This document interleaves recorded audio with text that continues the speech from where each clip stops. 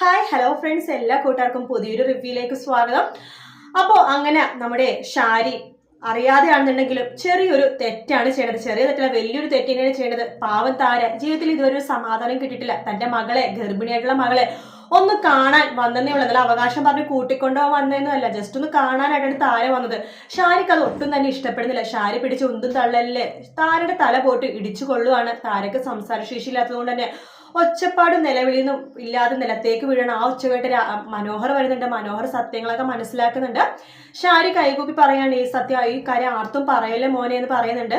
മനോഹർ പറയുന്നുണ്ട്, എനിക്ക് മനസ്സിലായി, സരുവിന്റെ അമ്മ ആന്റി അല്ല, ഈ കിടക്കുന്ന താരയാണെന്നൊക്കെ എനിക്ക് അറിയാമെന്ന് പറയുമ്പോൾ ശരിക്കും പറഞ്ഞാൽ ഷാരി ഞെട്ടിപ്പോവാട്ടോ. കാരണം സത്യം സരയും മനോഹർ അറിയാതിരിക്കാൻ വേണ്ടിയിട്ടാണ് താരേനെ ഇങ്ങനെ ചെയ്തത്. അപ്പൊ താര മരിച്ചും ചെയ്ത് മനോഹറിനാണെങ്കിൽ സത്യങ്ങൾ നേരത്തെ അറിയാമെന്നും പറഞ്ഞല്ലോ.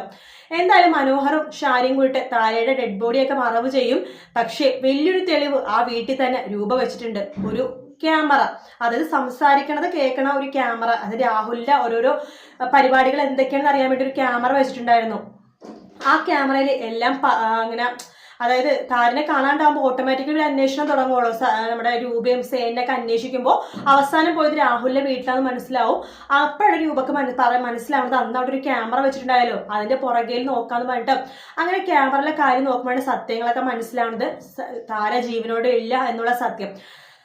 ശരിക്കും പറഞ്ഞാൽ ഷാരിനെ കുടുക്കാനും ഷാരിനെ പോലീസ് സ്റ്റേഷനിൽ കയറ്റാനും ഒക്കെ രൂപയുടെ കയ്യിലുള്ള ആ തെളിവ് മാത്രം മതി. എന്തായാലും രൂപ ഈ തെളിവ് വെച്ചിട്ട് ഷാരിനെ കുടുക്കുമെന്നുള്ള കാര്യം ഉറപ്പാണ്. കാരണം ഇങ്ങനെ പോയിട്ട് കാര്യമില്ല, കാരണം ഒരാളെ കൊന്നതാണ്. അതുകൊണ്ട് തന്നെ എന്തായാലും നിയമത്തിന് മുമ്പിൽ കൊണ്ടുവന്നേ പറ്റൂ. അതുകൊണ്ട് ഈ ഒരു തെളിവായിരിക്കും രൂപ മുമ്പോട്ട് വെക്കണത്. എന്തായാലും രൂപയുടെ കയ്യിൽ ആ തെളിവുണ്ടെന്ന് 100% ഷുവർ ആണ് കേട്ടോ. നമുക്ക് തന്നെ കാത്തിരുന്നതിനെ കാണാം. വീഡിയോ ഇഷ്ടപ്പെട്ടെങ്കിൽ ലൈക്ക് ചെയ്യുക, സബ്സ്ക്രൈബ് ചെയ്യുക, കമന്റ് ചെയ്യുക. മറ്റൊരു വീഡിയോ നാളെ രാവിലെ കാണാം. Good night, take care, bye bye.